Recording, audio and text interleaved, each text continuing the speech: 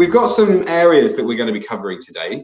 And I'm going to be putting some questions to Carol, talking about various different areas of teaching pre-primary children in the ELT classroom.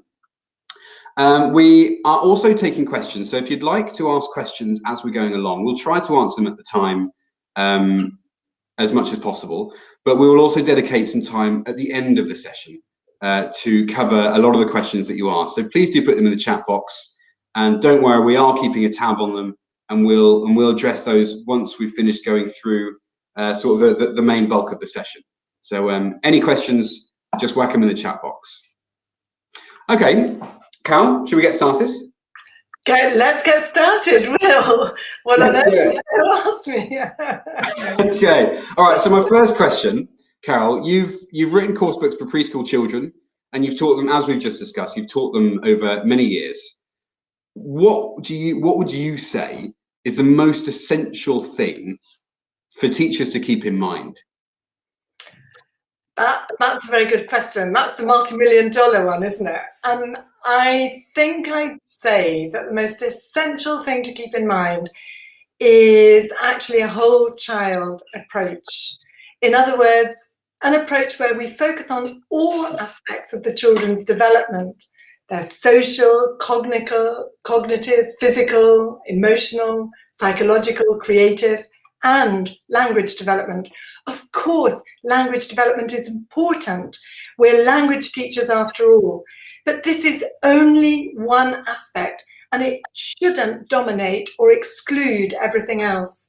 And actually, the paradox is that by focusing on all aspects of children's development, they actually learn more language. And let me give you a little example to illustrate what I mean. Sure.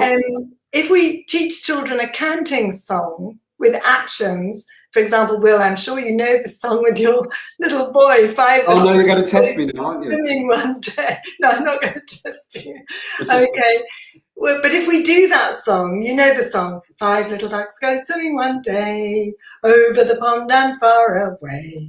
Mummy ducks goes quack, quack, quack, quack, but only 4 little ducks come back. So actually what's happening in a song like that, we've got social development through joining in and singing with others. We've got psychological development through relating to the ducks getting lost. We've got emotional development, the pleasure in participation and empathy with the ducks. We got the physical development, the coordinating the actions of swimming over the pond in time to the rhythm of the song. We've got cognitive development, we're counting backwards, associating numbers with the ducks, and creative thinking, you know, imagining why don't the ducks come back immediately. And of course, we've got language development there, numbers 1 to 5, other language and vocabulary, pond, swim, etc. But of course, a whole child approach depends on the way we do it. If we just focus on language and number practice, we're missing out on giving children a more enjoyable, memorable, and valuable learning experience. And catering for the whole child is something that's always paramount in my mind when I write materials for this age group. I'm always asking myself, how do activities, lessons, and units of work contribute to different aspects of children's development and not just language? Now, of course, I can't put all that information for every activity in my teacher's books, otherwise they'd be real tomes. But anyone using my materials, I think they will see how they cater for children's multiple developmental needs. And it's this that makes them engaging and motivating and effective for all learners. So in a whole child approach, we create natural contexts which enable children to construct relevant personal meaning and interact in the social context of the classroom in purposeful ways using age-appropriate multisensory techniques. But at the same time, given the limited time of English lessons, this also means careful and systematic language planning, as well as frequent opportunities to repeat language, use it in different contexts and for different purposes in order to build children's confidence and develop their working memories. Mm-hmm. And of course, one of the most powerful ways of organizing learning in a whole child approach is through stories. You know, Jerome Bruner talks about how it's through storytelling that children construct their identities. And I suspect that this is equally true when they're learning English as well as their mother tongue. Right. Thank you, Carol. Well, actually, let's keep on the subject of stories. I think I'm sure I speak for a lot of the teachers here when I say that there's so much material out there to choose from, so many different stories that they can select to teach and to use and to exploit in their classrooms. What do you think would be the key criteria for selecting the right stories? Yeah, I think that's so important because you're absolutely right, Will. We're just bogged down with choice for stories. And I think key criteria for choosing stories are certainly the criteria that I actually keep in mind when I'm writing my own stories. Number one criteria is that it is a real story. Even young children, they will detect a language practice dialogue masquerading as a story. Mm-hmm. So we need a real beginning, middle, and end. We need some kind of problem, conflict, and resolution. And in terms of the content, it needs to be relevant, interesting, appropriate, memorable. It obviously needs to relate to the topic you're doing and or link to other areas of the curriculum. It's nice to have humor, you know, 3, 4, 5-year-old humor. They love it. And it's wonderful when you understand humor in another language. And I think it often helps to have a balance of fantasy and reality. Reality in the sense of situations that children can relate to. And I think it's often helpful as well to have familiar characters that children get to know in the stories. Of course, another thing we need to think of, obviously, is language and a level of difficulty. And that children need to be able to have a global understanding from the context. So we need to balance the amount of receptive and productive language. And we also need to think about the discourse pattern of stories. So, for example, with very young children, useful patterns are repetitive ones or cumulative ones, where we add something additional to each sentence. Yes. Or perhaps they use alliteration or rhyme or have a question and answer pattern. And another thing with this age group is that it's very helpful to have direct speech in the stories that children can transfer and use purposefully in other contexts. For example, you know, can you help me please? Do you want to play? So actual chunks of language that they can then use. Our stories need to have opportunities for participation, prediction, joining in with repeated phrases, retelling them, acting them out. And of course, what's hugely important at this age, because we've got no text, are the visuals, that they need to be attractive and clear. They mustn't be over busy or confusing. And the pictures and text need to be in sync. So they need to be conveying the same message. In other words, supporting children's understanding of the story. Mm-hmm. We also want to make sure they're not giving stereotype messages. For example, often, you know, you see grannies with grey hair and pearls in children's picture books, and grannies just aren't like that these days. So you've got to watch out for that as well. And perhaps it's also important to have multiple modes for telling the story. So you've got images, and maybe you've got audio, and you've also got video. And I think real children's illustrators have this feeling for this. And that was why I was so thrilled that Nacho, you know, did the illustrations for Mimi's Wheel, because he is a children's illustrator. and understood, exactly the needs of children learning English. Right. So, I mean, there are other things as well. We have to think about the thinking skills the story develops, young children being able to understand cause and effect, or to sequence things. And of course, we want them also to develop creative and critical thinking. And we need to think of the kind of values that we're promoting in the story. Mm-hmm. What kind of personal, moral, and social values are there? Things like kindness and empathy and making an effort. And also, global issues, if you like, things like exclusion, inclusion, rather than exclusion, anti-bullying, gender equality, respect for different races and ethnicities. All of that kind of thing is really, really, really important. Yeah.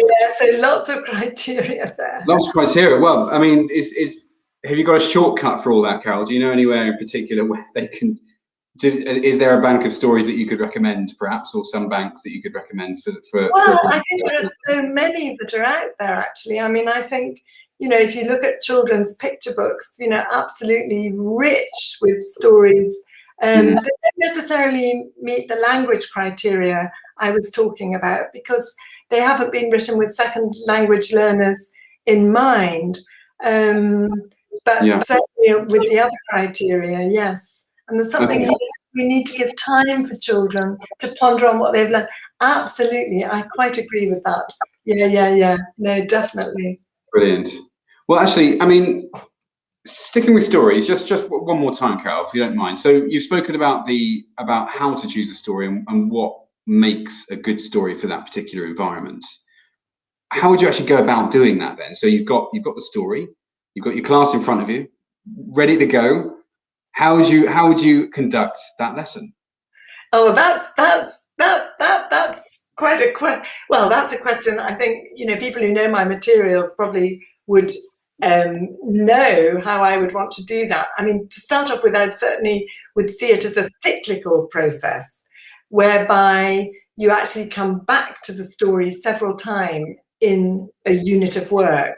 And what you do is you move from a global understanding of the story through to acting it out and drawing the children in to using the language. Mm-hmm. So you have to start off, obviously, by creating interest, motivation, and attention in the story.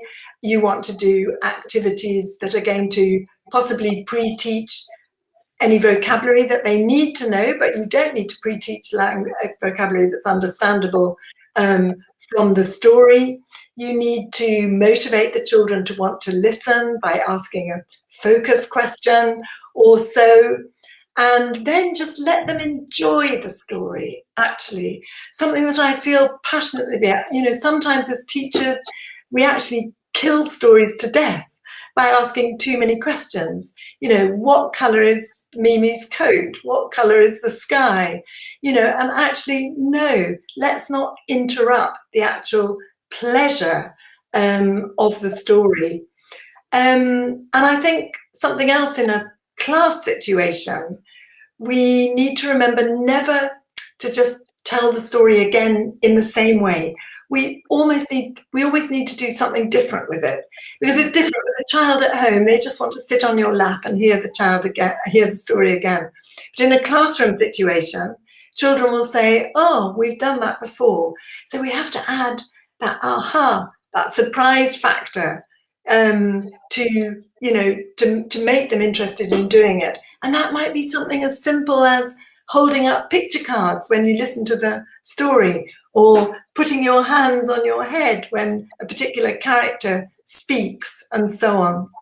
I mean, I think also what we need to do, because our idea with these stories is that they are a vehicle for understanding language, which we later want the children to be able to transfer to other personalized and real world contexts. So we have to create those. So for example, if we have a story where, a character has been saying, "Can you give me whatever it is?"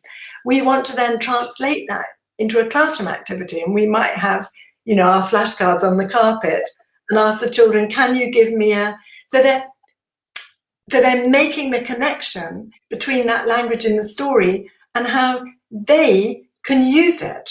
And the other key thing, I think, is to personalize and to give children, as I like to say, choice and voice, so that, you know, after, say they've been listening to a story about some food as a favorite treat, then we might get them to draw their favorite treat, to tell each other their favorite.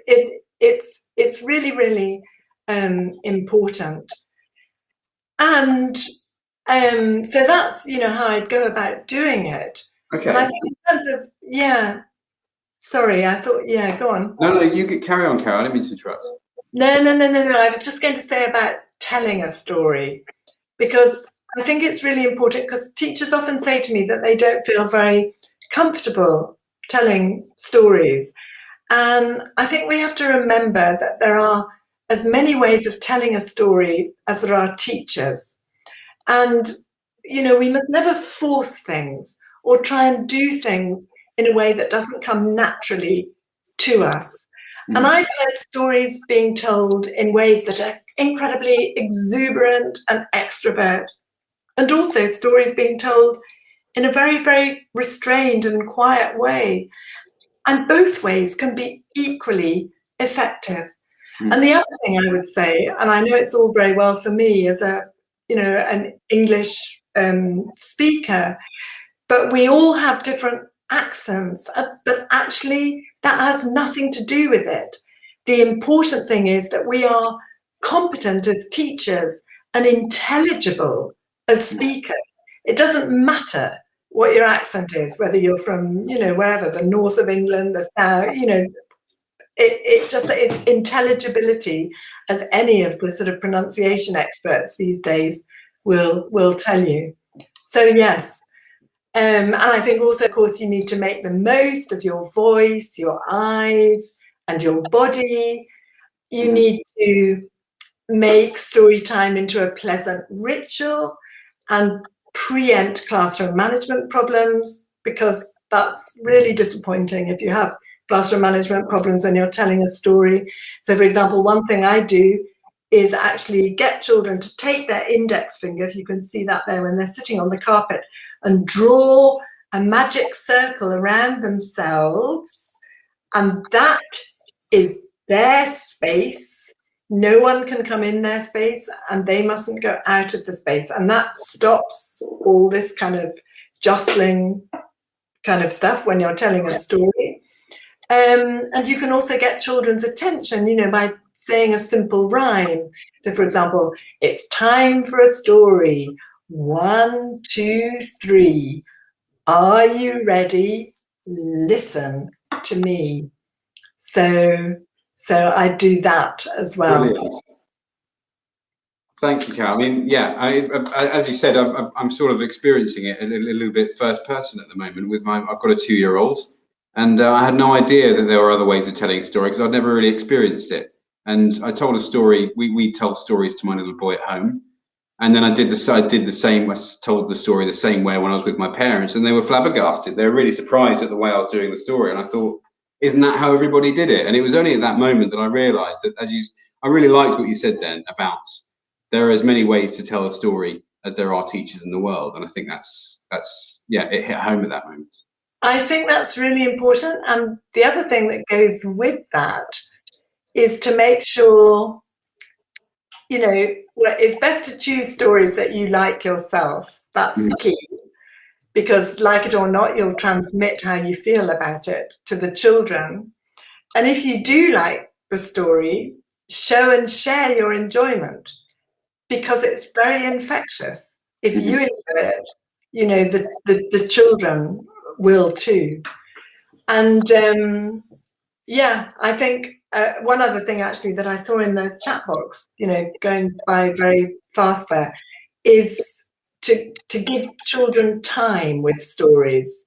You know, give them time to assimilate what's happening, to comment on it, to ask questions, and be sensitive to their responses, encouraging them to tell you if they've had similar experiences or felt like any of the characters. And sometimes, if appropriate, you can ask them, what they think we can learn from the story as well. Yeah. Great. Thank you, Carol. Well, if you don't mind, should we move on from stories a little bit? We've got other things to cover. So I've got another question, if you don't mind. I was going to change the subject. Is that all right? So, as per in previous webinars that you've held and feedback from the teaching community in pre-primary, there's always this question around free play and how much structure you should be allowing students when they're in classroom, when they want them to sort of express themselves and feel freedom. Do you think that there is place for free play as part of these language lessons with young children, or do you think there always should be some element of structure in there? Right. That's a great question, Will. And it's also quite a challenging one as well, as I'm sure people listening will also feel. And structured games and free play both have an important role to play. And I think structured games rather than the play, develop children's ability to follow instructions, to develop cognitive skills such as logical deduction, matching and memory, that kind of thing. Mm-hmm. And they also provide specific focused learning of vocabulary or structures and repeated practice. And as teachers, we use them all the time in our lessons. For example, games that I'm sure you all know, what's missing, what's in the bag, guessing games, what's the puppet thinking about, memory games, action games, and so on. And those are all very well, and they have a hugely important role, as I'd just like to explain in a moment. Mm-hmm. But as well as that, we do need to try and include free play. Because from child development theory, from a socio-constructivist point of view, people like, Vygotsky and other writers, Bodrova, Moyles, Bruce, anybody out there who knows this literature, it is through free play that children have opportunities to experiment and internalize thought and language. And this helps them to become more autonomous, self-regulating, and responsible. So there's quite a dilemma here for us as language teachers, because we feel understandably very nervous about allowing free play in our lessons.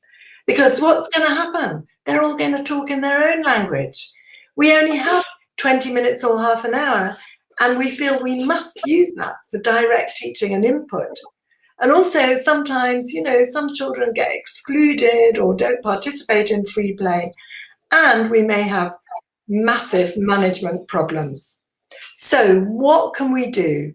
And I would like to suggest that it is through the creation of formats, to borrow from Bruner's term. And Bruner says something like, and I'm quoting more or less, a format is a routinized and repeated interaction in which adults and children do things together. So, in other words, a format is exactly like those kind of structured games we so frequently play, what's missing, guess what in the bag, etc., with every lexical set we introduce. So what happens? Through the repetition of those formats, children become familiar with the language and procedure involved, and this builds their confidence and motivation, and they kind of know it, the procedure, by heart. Mm-hmm. And what happens when they have opportunities for free play, they tend to naturally use the familiar language and procedure of the format in their own independent and creative ways. But the question is, how can we give them opportunities to do this in our lessons? And in my experience, the best thing we can do is to set up what I call, and gets called in the literature, learning stations. Sometimes they're called hubs.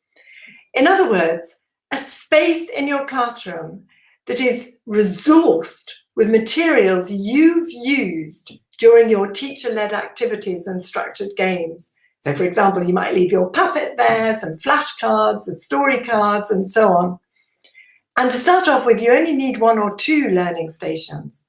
And the idea is that children take turns to alternate completing an activity sheet at their tables to visiting the learning stations you've set up in pairs or small groups. Pairs is easier to manage, of course.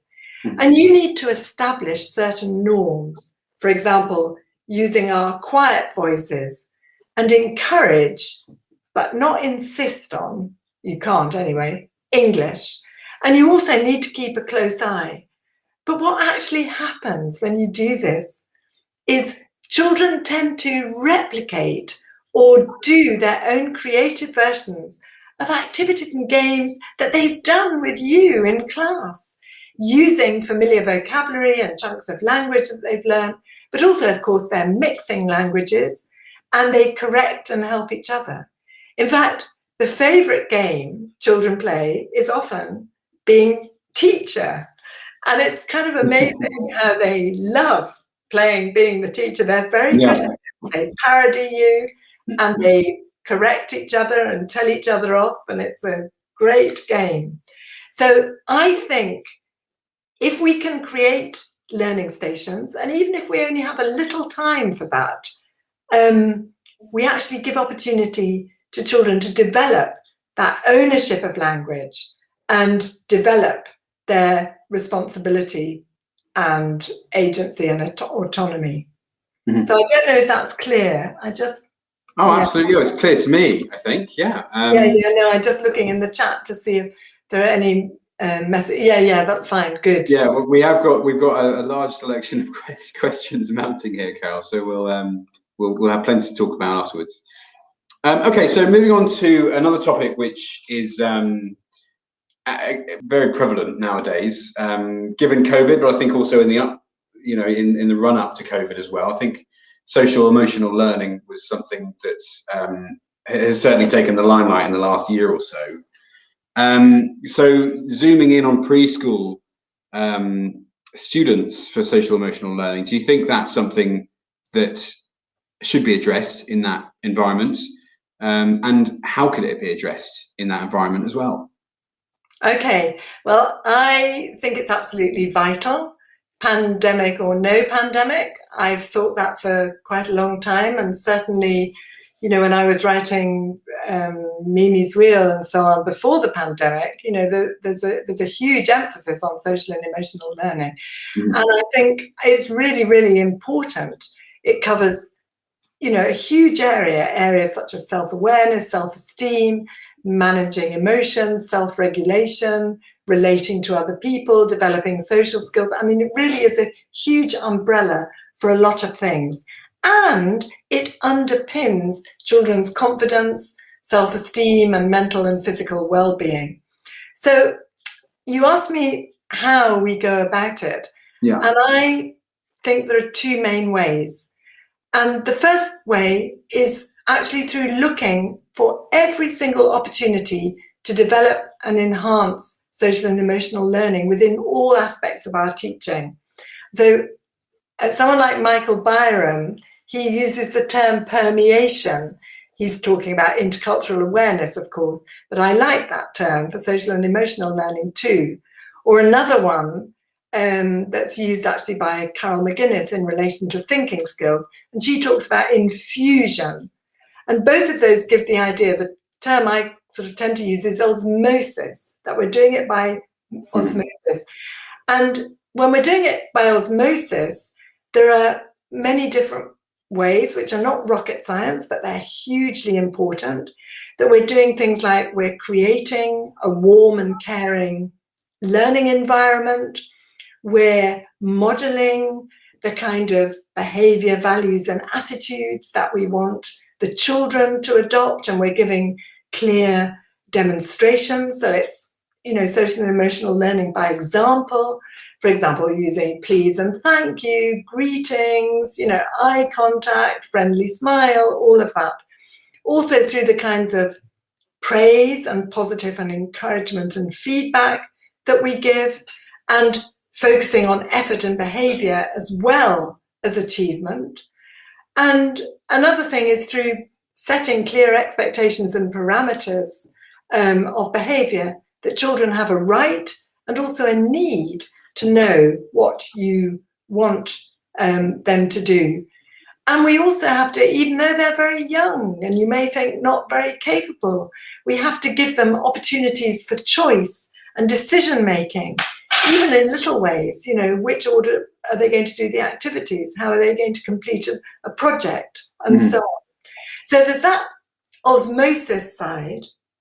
And then there's the explicit instruction side. And here we can do activities to develop specific aspects. So, for example, feelings. It's very important to teach children the vocabulary of feelings, you know, happy, sad, angry, scared, sleepy.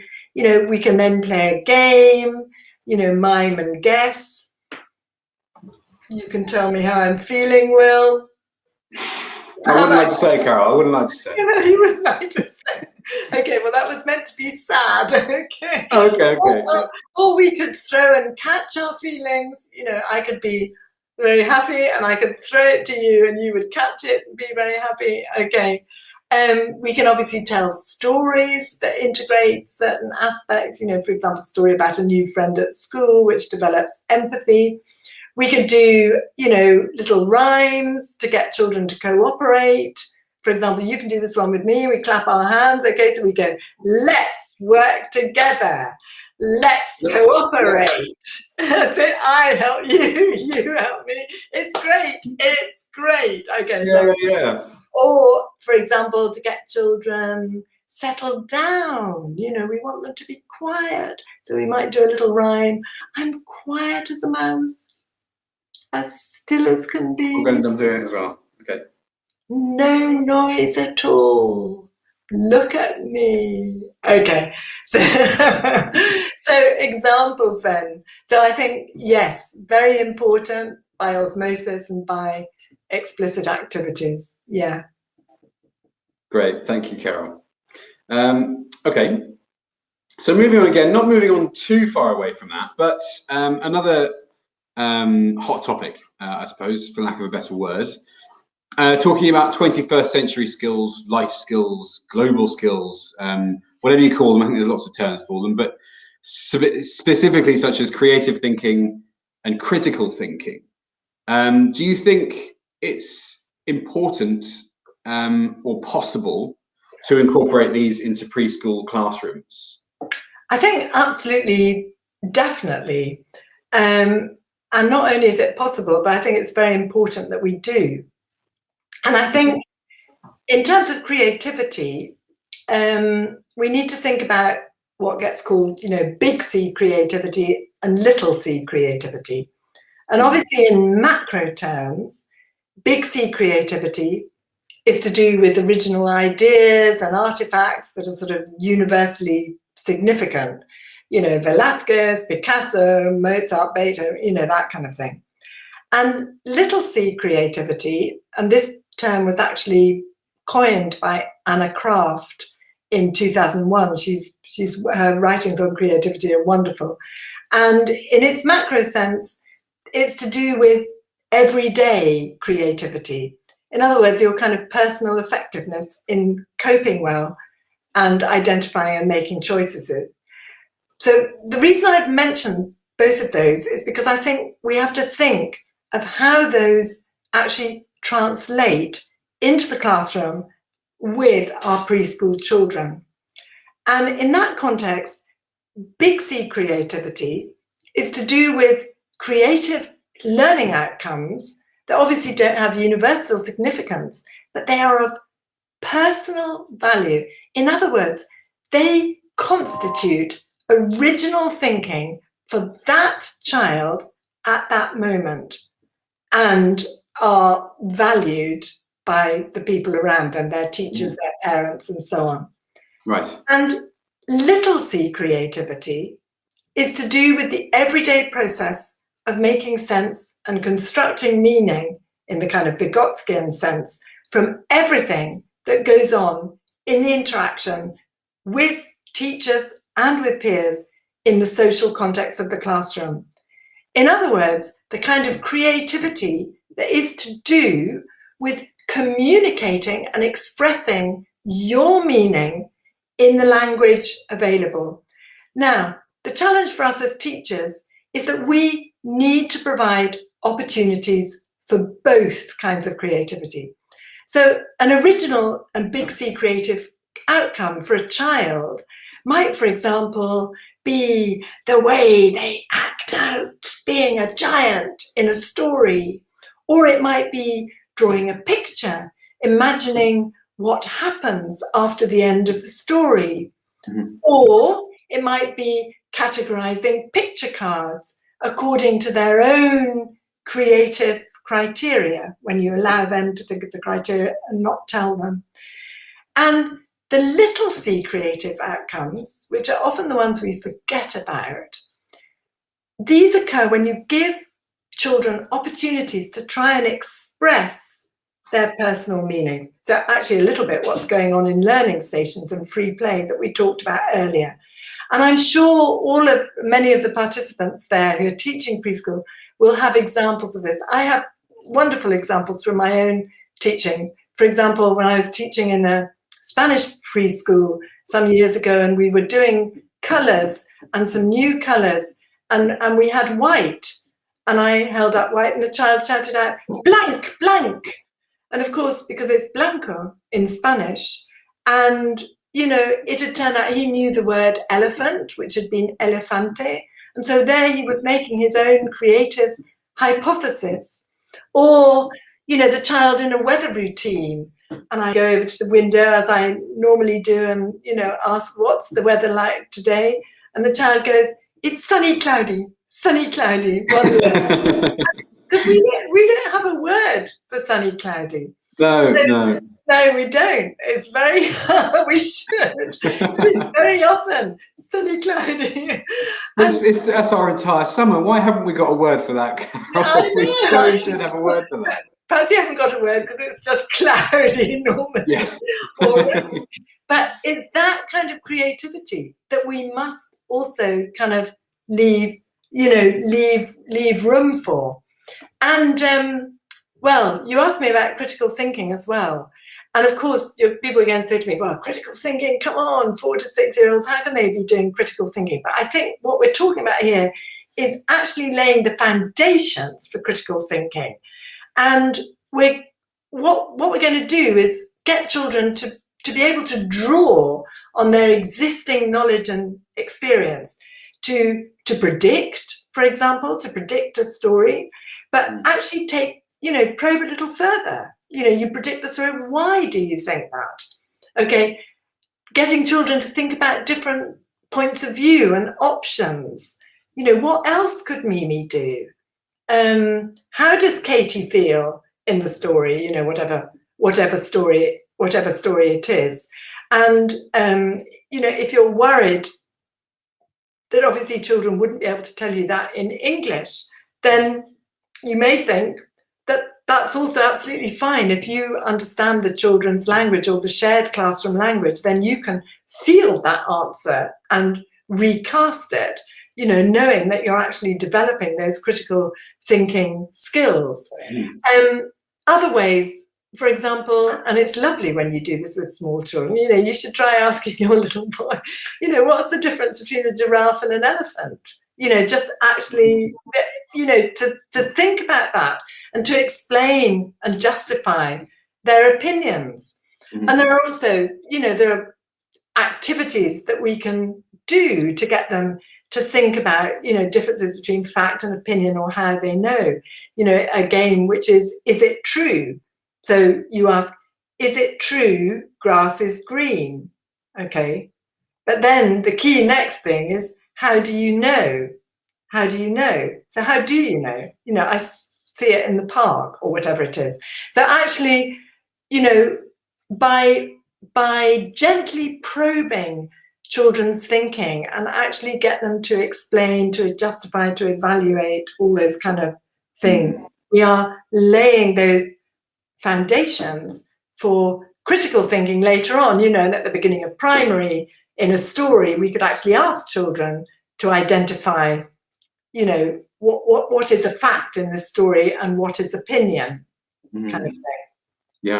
So yes, really, really important. Wow, thank you very much, Carol. Okay, well, I think we've got maybe time for one more before we start moving on to the audience. So this is quite a large question. I'll ask it, and then hopefully that leaves a bit of time for some questions from the audience as well. We can't talk about pre-primary classrooms, I don't think, without talking about classroom management. So let's assume that the teachers are here. I'm sure they're not all, but let's assume that every teacher here is in the scenario where they've got 25 or more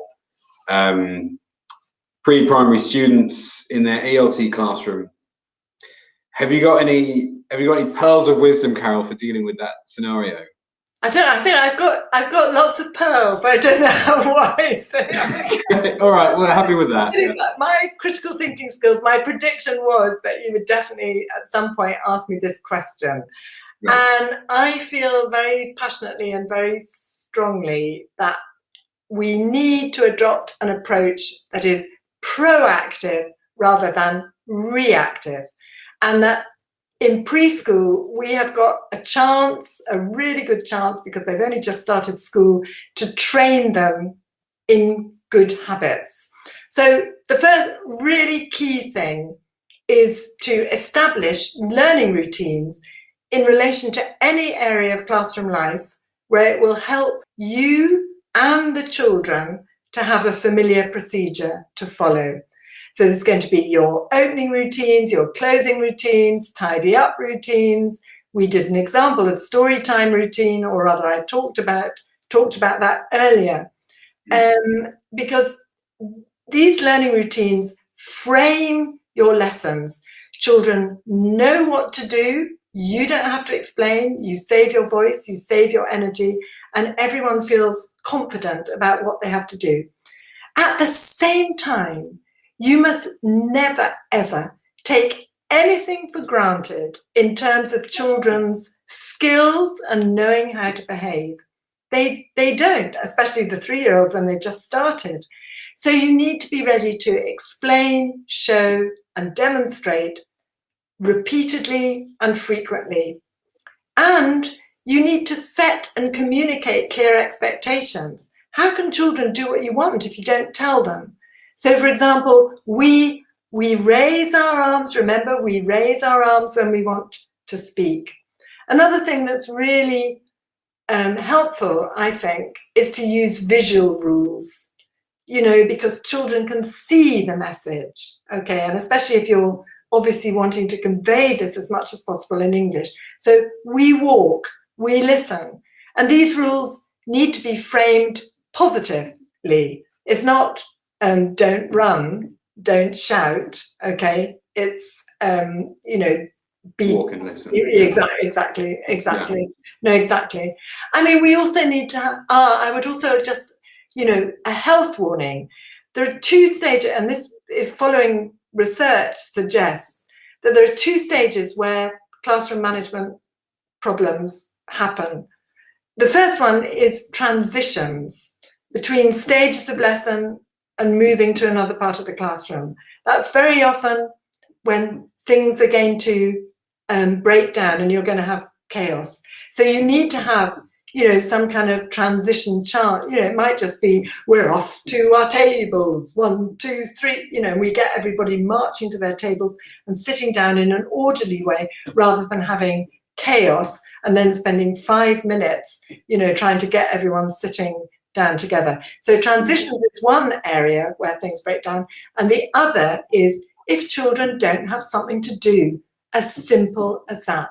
So if you're playing a game, Simon Says or something like, actually I never play Simon Says and have children going out. I know I never have them going out of the game.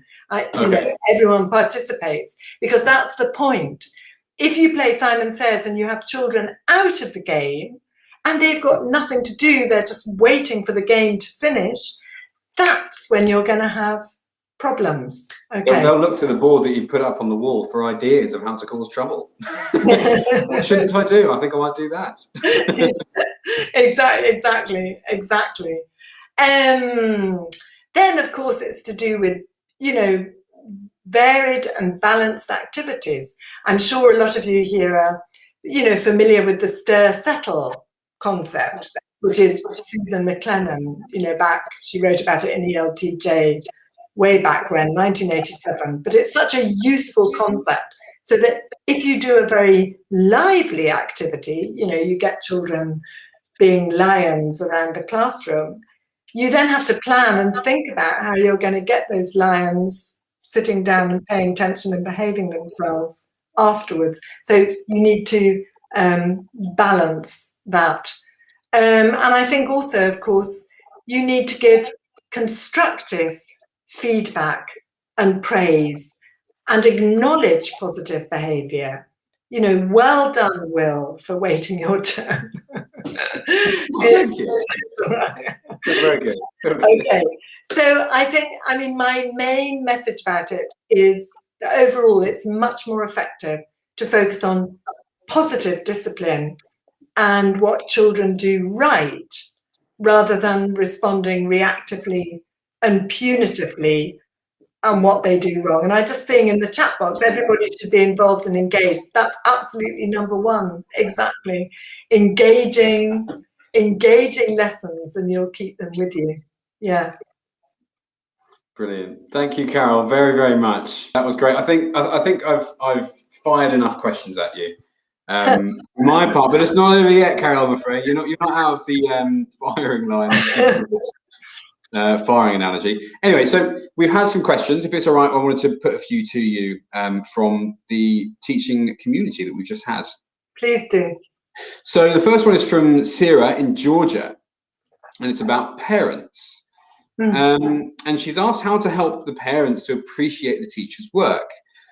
She says when she tries to get this lessons to be fun, funny, multisensory and interesting, the parents feel that they're just entertaining their children and there's no learning going on.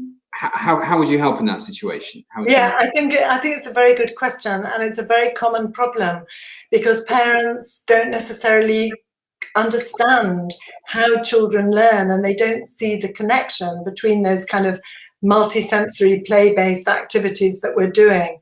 So I think actually fundamental to all of that is creating a very strong homeschool link, and that that there needs to be regular communication and information going to parents about the kinds of activities you're doing in class, what the outcomes are going to be, how the parents can support those at home. I mean, it's really to do with parent training and parent, education. And possibly also, I mean, you'd need permission from parents to do this, but actually videoing one of your lessons to actually show, how children are working together. So I would say, it's regular information, regular meetings with parents. Possibly, I mean, it's not always possible. I know in some places where I've worked, it hasn't been. But if you can organise, meetings with parents, so they can ask you, questions, and you actually have an opportunity to explain the methodology and the kind of outcomes you can expect to achieve during the preschool years. So yeah. Wonderful. Thank you, Carol. Okay, so Donya has asked, what's the best way to deal with preschool children who do not listen to their teacher? I was about to say, who do not listen to their teacher. Okay. That was the question, yeah. Yeah. No, I think that's a very good question. And I think one of the things we have to do in general, and I would say this is also for listening, is to actually give children pro-social reasons for doing things. Okay, so actually, why is it important to listen? So you can understand what we're going to do next. So you know when it's playtime or whatever. And I think another way, which also maybe is going to sound paradoxical, but is actually to not focus on it too much, because sometimes it can drive you as teacher to distraction when you feel that a child is not listening to you or paying any attention. And what our human instinct is to do is to go up to that child, listen, and to go on negatively at that child when actually 26 others may be listening to you very well. So ignoring is sometimes a positive tactic. A more productive tactic, yeah, for the rest of the class. Okay, I'm going to fire some more at you, Carol. We've had quite a lot, so I'm just going to go for the next one. So a really interesting question, actually, from Nabila. And I think depending on your answer, it could be an entire session of its own. It could be a really interesting session. So what first week activities would you suggest for preschool children on their first day or in their first week of face-to-face education? Oh, that's lovely. Whose question is that? That's Nabila. Okay, lovely, Asnabila. It's a very nice question, and it's a lovely question. I think the really important thing is for children to have immediate takeaways from the lesson. So immediate takeaways, right? Immediate takeaways. You want them to be able to go away that they can do this in English. Okay.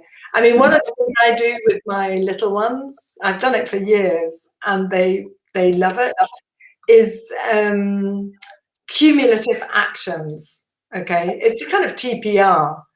So, on the first day we might just learn, jump, jump, run on the spot, something like that, and then we keep on adding to them. And it's really amazing how, as a routine, children remember that. So that's slightly going off piece, because it's not with the very first lesson. But the first lesson, it must also be personal. There must be a takeaway to go home to show something to your mum and dad.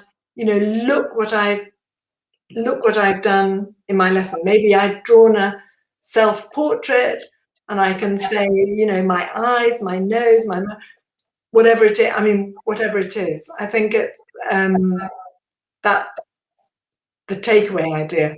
Plus, establishing the relationship and the routines. So a hello song, you're going to meet the puppet, you're going to sit in a circle, maybe say hello to the puppet, or maybe you don't dare say hello, but you can wave to the puppet, gradually. I don't know if that No, I'm sure that does answer the question. Thank you, Carol. It's a really nice question. It's just a nice image, isn't it, to imagine kids on their first day of school. Yeah, but it's that, yeah. What you want to avoid is kids going home and the parents say, "So what did you do today, darling, in your lesson?" And they say, nothing. You've got to have something to show for it. Yeah. Okay, so I'm just trying to scroll down to find these questions. Okay, so Swapna is asking, how effective would it be to read a story from a book in an online class? Or if you've got any perhaps suggestions for in an online environment reading stories. Okay, that's really interesting, because I was reading something just the other day about this, and I'm sorry because I can't quite remember where it was, but it was about preschool children and their response to online materials. And what it was recommending was that actually, rather than you sitting there with the picture book open, it's more engaging for children if they see the whole story on the screen. Now, of course, there are copyright issues with that, depending on what you're using, but So I guess if it's not going out, further in the classroom, then it's okay. But I found that quite interesting. And another thing that I also found interesting is that actually during the first lockdown last year, I made 12, well, it's actually 24 with the teaching tip, story videos for teachers and parents to use at home. And one of the things that teachers have told me, because I've had loads of emails and letters about these stories, and they've told me that one of the ways they like to use it is to, use it in their online classes, because the children are getting the story, they're getting it from someone else, not their teacher, but they can engage with it directly, and then the teacher can follow up using and reinforcing some of the ideas and activities that have been done.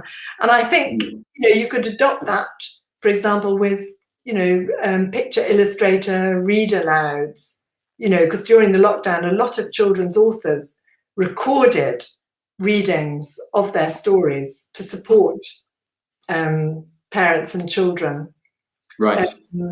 So I think you could do that. No, I think it's a very good question, because there is that gap of immediacy. You've got the screen. Yeah, definitely. Thank you, Carol. So another question. So we've had Switter has asked an online period for a 3-year-old child. What would you say? How long should it be? 5 minutes. I mean, I've 3-year-old children, in order to make it engaging for 3-year-old children, you have to have very short activities.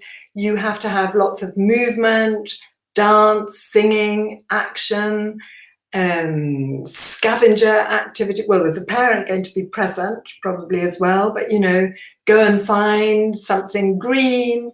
It has to be very, very active.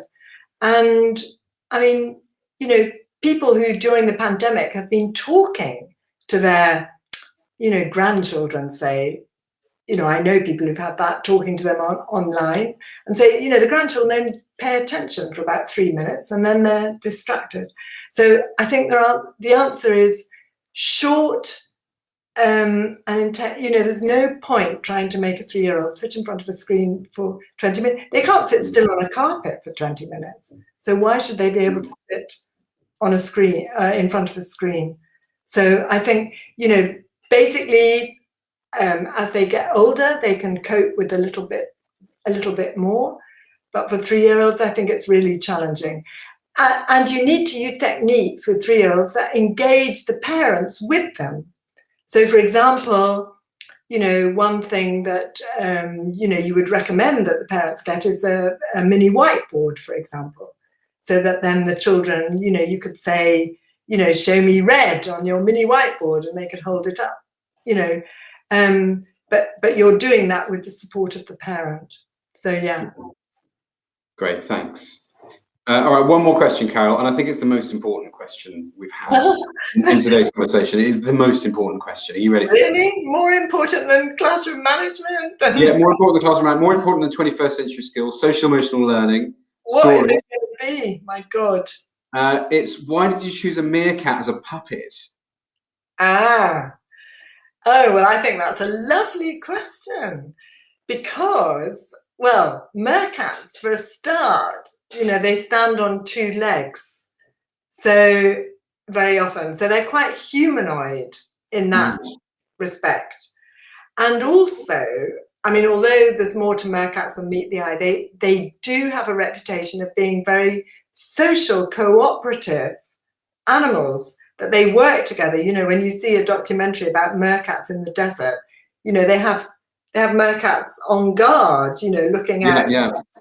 So in that sense, they kind of they fitted in with my kind of concept of a whole child approach to learning, as animals, that are social and cooperative. And I think having a family like that, which is a kind of fantasy family, but they do very realistic things, also allows all kinds of different children to relate to that. You know, because the Meerkats are obviously not exactly their family, but everybody can relate to it. So yes. Brilliant. Thank you very much for that insight, Carol. That was lovely. And thank you very much for being with us today. It was a really, really great experience. I hope you enjoyed yourself. Yeah, no, I enjoyed it a lot. I enjoyed predicting your questions. Did you predict all of them?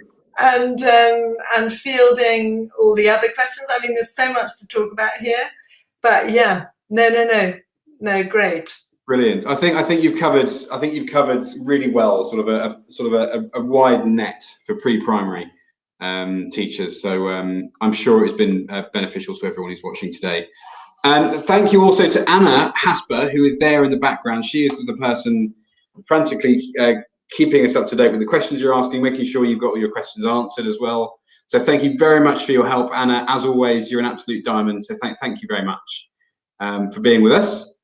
And thank you for the teaching community. It was wonderful. Sorry, Carol.